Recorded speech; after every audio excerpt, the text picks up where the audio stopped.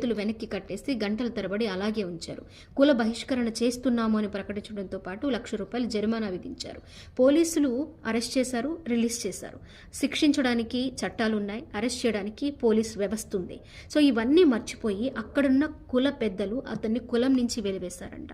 ఎక్కడున్నామండి, ఇంకా ఏం చేస్తున్నాం? తన వ్యాపారం తంది. నిజంగానే మద్యం తాక్కుండానే ఉన్నారా అందరూ?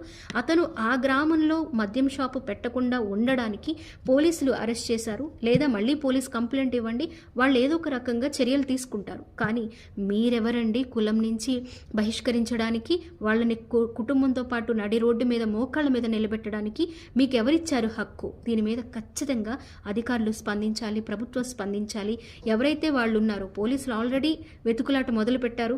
ఆ కుటుంబం అంతా సెల్ఫీ వీడియో తీసుకొని చనిపోతామని చెప్పి అవమానాన్ని భరించలేక మేము మరణించాలనుకుంటున్నాం, మేము ఆత్మహత్య చేసుకోవాలనుకుంటున్నామని వాళ్ళు ఒక వీడియో రిలీజ్ చేశారు.